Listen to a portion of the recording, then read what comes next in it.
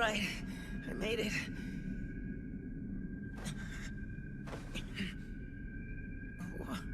Were there always two portals?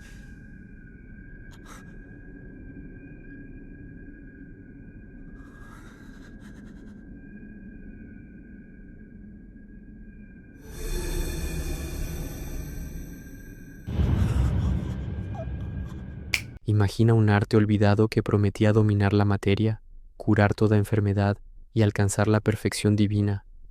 Ese arte se llamó alquimia, y durante más de 2 milenios fue el puente entre la ciencia naciente y el misticismo más profundo. Sus orígenes se remontan al siglo III a.C. en Alejandría, Egipto, donde la sabiduría griega de Aristóteles, con su teoría de los 4 elementos y la transmutación de sustancias, se fusionó con las prácticas metalúrgicas y funerarias egipcias. Los primeros textos, como los de Zósimo de Panópolis, hablaban de la obra divina, convertir plomo en oro, crear la piedra filosofal y el elixir de la vida eterna. Pero no era solo codicia, era una búsqueda espiritual, como enseñaba el hermetismo atribuido a Hermes Trismegisto. Lo que está abajo es como lo que está arriba. La materia y el espíritu eran uno. Transformar el metal era también transformar el alma. En la Edad Media, la alquimia llegó a Europa vía los árabes. Jabir ibn Hayyan Geber refinó destilaciones y ácidos, mientras Avicena y Al-Razi sentaron bases químicas. En el Renacimiento, figuras como Paracelso la llevaron a la medicina, proclamando que todo es veneno, nada es veneno, solo la dosis hace el veneno. Incluso Isaac Newton dedicó más tiempo a la alquimia que a la física, obsesionado con descifrar textos antiguos para lograr la gran obra. Sin embargo, la alquimia siempre cargó con una advertencia implícita. Todo cambio exige un precio equivalente. Intentar burlar las leyes naturales, como revivir a los muertos o forzar la inmortalidad, era ibris, arrogancia ante los dioses, la misma que castigaban las tragedias griegas. Filosóficamente, era un eco de la causalidad. Nada surge de la nada, todo acto genera consecuencia inevitable, y cuando la ambición supera la humildad, el universo cobra su deuda con intereses. Full Metal Alchemist Brotherhood toma esa herencia histórica y la convierte en un mundo vivo, donde la alquimia no es mito, sino ciencia regulada por la ley del intercambio equivalente. Y en ese mundo, un joven llamado Edward Elric pagará el precio más alto por desafiarla. Full Metal Alchemist no es solo un anime de acción y batallas, es una meditación sobre el crecimiento, la culpa, la familia y el verdadero significado de la fuerza. En su centro está Edward Elric, un prodigio de 15-16 años que carga con automail, una culpa inmensa y una determinación feroz. No es un héroe clásico, es impulsivo, orgulloso, bajito y mal hablado, pero su viaje, de niño arrogante a hombre que elige la humanidad sobre el poder, nos obliga a reflexionar. ¿Qué estamos dispuestos a perder para recuperar lo que amamos? ¿Es la sabiduría el oro que queda después de quemar todo lo demás? Hoy recorremos su vida completa, desde la infancia idílica hasta el epílogo tranquilo, etapa por etapa, analizando los eventos que lo marcaron, las lecciones que extrajo y las filosofías que resuenan en cada paso. Edward nace en el año 1899 en el tranquilo pueblo de Resembool, un lugar idílico que evoca las vastas campiñas europeas de inicios del siglo XX, con sus colinas verdes salpicadas de ovejas pastando y casas de madera dispersas que parecen sacadas de un cuento pastoral. Su familia parece el epítome de la perfección rural. Trisha, una madre amorosa y paciente que cocina tartas de manzana y cuenta historias junto al fuego. Van Hohenheim, un padre sabio pero distante, un ser inmortal que arrastra consigo 400 años de historia alquímica llena de secretos y remordimientos acumulados de siglos pasados, y Alphonse, su hermano menor inseparable, un año más joven, con quien comparte una conexión profunda que va más allá de la sangre, forjada en juegos infantiles y exploraciones compartidas. Desde los 4 o 5 años, los hermanos devoran libros de alquimia heredados de Hohenheim, tomos polvorientos, llenos de diagramas complejos y fórmulas esotéricas que despiertan su curiosidad innata. Para ellos, la alquimia no es un mero trabajo académico, es una maravilla pura, un portal a lo imposible. Transmutan flores marchitas en ramos vibrantes, juguetes rotos en creaciones ingeniosas, herramientas cotidianas en objetos funcionales que ayudan en la granja. La alquimia representa esperanza, un medio para ejercer control sobre un mundo caótico e impredecible, una forma de moldear la realidad a su voluntad y hacer que las cosas rotas vuelvan a estar enteras. Pero el idilio se rompe de manera abrupta y cruel. Hohenheim abandona a la familia sin una explicación clara, dejando un vacío emocional que Trisha intenta llenar con su calidez, pero que pesa como una sombra sobre los niños. Poco después, Trisha enferma gravemente.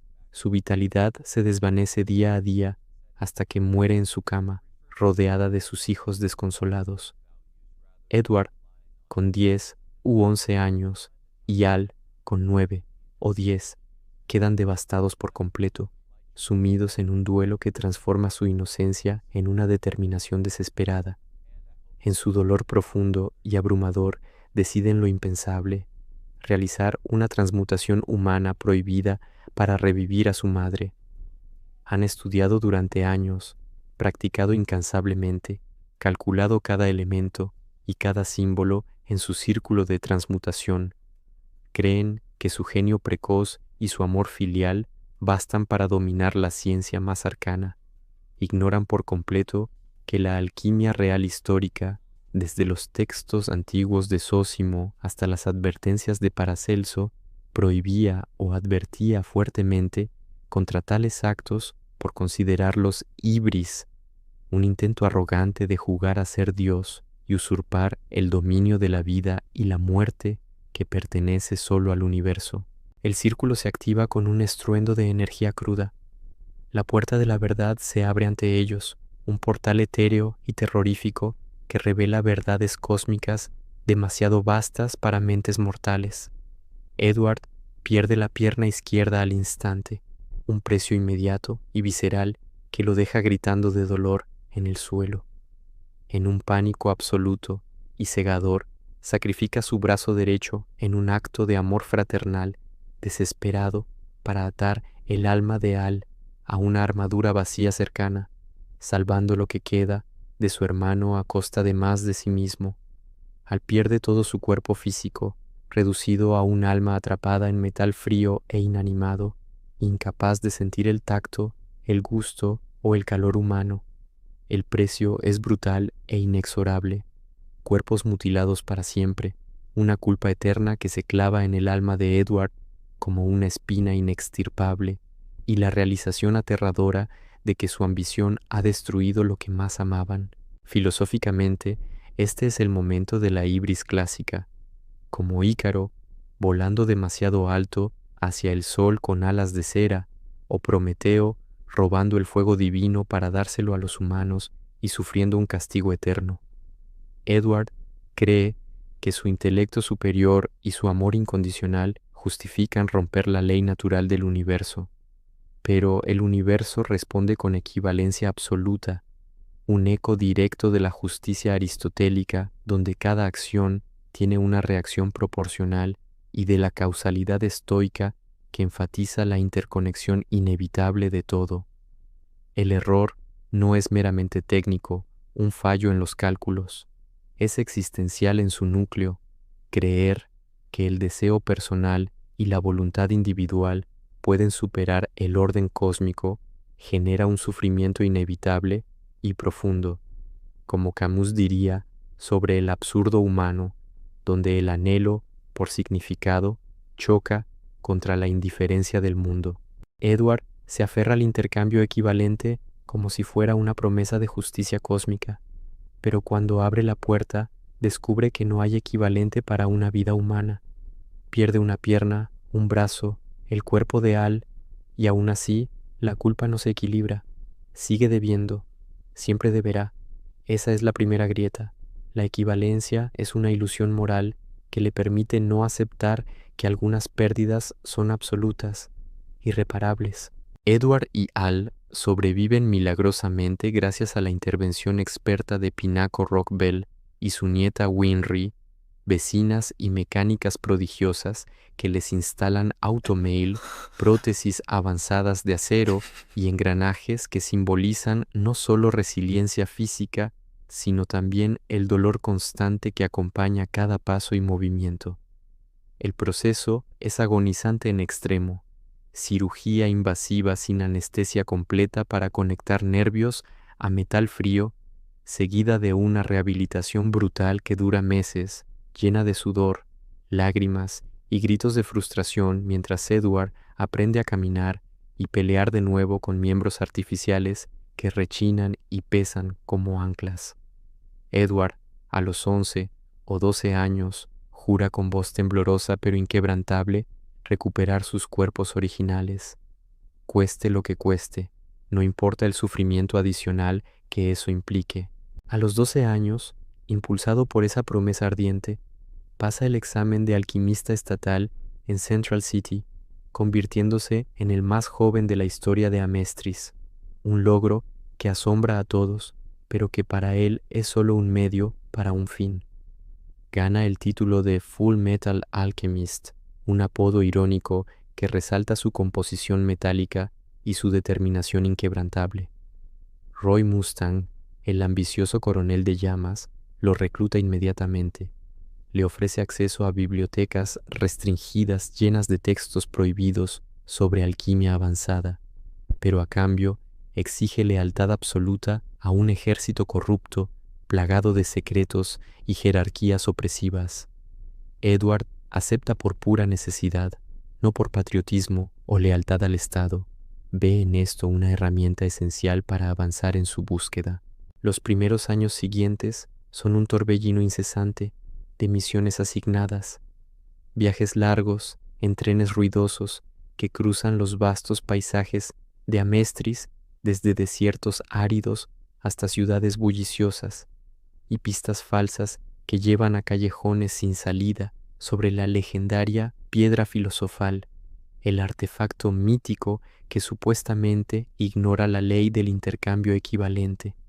Encuentran charlatanes que prometen milagros, pero entregan fraudes, alquimistas locos, obsesionados con experimentos retorcidos, y horrores inolvidables como el caso de Shaw Tucker, el alquimista de quimeras que transmuta a su propia hija Nina en una quimera híbrida con su perro, un ser patético y sufriente que suplica por ayuda en una voz distorsionada. Edward presencia la muerte de inocentes en primera fila, Nina, devorada por su propio padre perro en un acto de misericordia forzada que lo deja con pesadillas recurrentes. Aquí aprende de la manera más dura que la alquimia puede ser monstruosa cuando se usa sin ética alguna, un poder que corrompe si no se maneja con responsabilidad. Filosóficamente, evoca el dilema central de Frankenstein, según Mary Shelley. ¿Dónde termina la curiosidad científica legítima y empieza la monstruosidad moral que deshumaniza tanto al creador como a la creación? Edward cambia gradualmente en esta etapa, de un niño arrogante que proclama a gritos que es un alquimista estatal como si eso lo hiciera invencible, a un protector más humilde y empático. Pelea con Winry por tonterías como su altura, discute con Al sobre estrategias riesgosas, pero empieza a valorar profundamente a la gente común que lo rodea, como Maes Hughes con su devoción familiar o los soldados rasos que arriesgan todo por deber. La culpa lo impulsa como un motor inagotable, pero también lo ciega en momentos clave. Se lanza a peligros sin pensar dos veces, creyendo que su sacrificio personal basta para redimir sus errores pasados, ignorando cómo eso afecta a quienes lo aman. Cada misión, cada pista falsa sobre la piedra es Edward intentando pagar más. Cree que si sufre lo suficiente, cirugías, batallas, ver a Nina morir, la balanza se inclinará. Pero la culpa no funciona así. No hay transacción que borre el horror de haber condenado a Al a una existencia sin tacto, sin calor. Su obsesión por reparar el pasado lo convierte en un deudor eterno de sí mismo. Edward y Al regresan a Dublín para un entrenamiento intensivo con Izumi Curtis, su maestra dura y sin concesiones, que les enseña no solo técnicas alquímicas avanzadas, sino también la filosofía de que todo fluye, que la vida es un ciclo constante de creación y destrucción que debe respetarse. En un flashback revelador se muestra cómo Izumi perdió a su propio hijo nonato en un intento similar de transmutación humana, un error que la dejó marcada físicamente y emocionalmente. Ella ve en los hermanos su propio error reflejado, un recordatorio vivo de sus fallos, y ellos ven en ella una madre sustituta fuerte y guía, alguien que les da las herramientas para sobrevivir en un mundo implacable. Pronto encuentran a Scar, un Ishvalano vengador con cicatrices rituales y ojos rojos llenos de furia, que odia a los alquimistas estatales por su rol en el genocidio de Ishval, una guerra brutal donde el ejército de Amestris masacró a un pueblo entero bajo órdenes superiores. Edward, como soldado del Estado, con su reloj de bolsillo simbólico, representa esa opresión institucionalizada para Scar. Scar casi lo mata varias veces en combates feroces, donde la alquimia choca contra la deconstrucción destructiva, pero también lo obliga a cuestionar en profundidad qué significa ser bueno en un sistema inherentemente malo y corrupto. Aquí entra la dialéctica hegeliana en toda su fuerza. La opresión genera inevitablemente rebelión. El odio genera más odio en un ciclo vicioso que solo se rompe con comprensión mutua. Edward empieza a entender que su culpa personal por la transmutación fallida es parte de una culpa colectiva más amplia, la de una sociedad que permite atrocidades en nombre del progreso. Homúnculos como Lost, con su seducción letal, Envy con su envidia cambiante y Greed con su avaricia insaciable aparecen en escena, criaturas artificiales nacidas de alquimia prohibida que desafían la noción misma de humanidad. Greed, en particular, enseña a Edward sobre avaricia y libertad en encuentros caóticos. Quiere todo, desde dinero hasta lealtades, y obliga a Edward a reflexionar sobre su propia obsesión. ¿Es su búsqueda incansable por restaurar sus cuerpos una avaricia disfrazada de amor fraternal? Schopenhauer diría que la voluntad ciega nos arrastra hacia deseos insaciables que nunca se satisfacen. Edward aprende a canalizarla hacia propósitos mayores, transformando su egoísmo inicial en un compromiso con la justicia. La piedra filosofal no es un milagro inocuo, sino un artefacto forjado con almas humanas atrapadas en agonía eterna. Amestris entero es un círculo de transmutación gigante, diseñado siglos atrás para un plan siniestro. El Padre, un homúnculo supremo y entidad primordial, planea sacrificar al país entero para absorber el poder divino. Edward pasa de buscar una redención personal y egoísta a luchar por la salvación de todos, ampliando su horizonte de un drama familiar a una epopeya nacional. Scar le grita que no puede borrar el genocidio de Ishval con buenas intenciones. Greed le muestra que querer todo, incluida la redención perfecta, es avaricia disfrazada. Edward empieza a ver que su culpa colectiva no se paga con sacrificios individuales. La equivalencia falla cuando el daño es humano, infinito, incalculable. El clímax llega en el día prometido, un eclipse solar que activa el plan maestro del padre. Edward, Al, Mustang, Scar y un vasto conjunto de aliados, desde Hawkeye hasta Ling Yao, enfrentan al padre y sus homúnculos en una guerra caótica que sacude los cimientos de Amestris. Pérdidas brutales marcan el camino. Mustang, cegado temporalmente por Pride en un acto de traición, Scar muere redimido después de transferir su conocimiento a Edward en un gesto final de respeto mutuo, y aliados como Buccaneer caen en sacrificios heroicos que resaltan el costo humano de la ambición desmedida. Edward enfrenta directamente a la verdad, esa figura impersonal y sarcástica que refleja su arrogancia pasada y le recuerda cada error cometido. En el intercambio final, el momento culminante de su arco, Edward sacrifica su alquimia entera, su puerta personal al conocimiento cósmico, para traer de vuelta a Al en su cuerpo real y completo. Pierde el brazo y la pierna originales que tanto anhelaba recuperar, pero gana algo infinitamente mayor: libertad de la obsesión que lo consumía. Filosóficamente, es estoicismo puro según Epicteto. Acepta lo inevitable sin resistencia.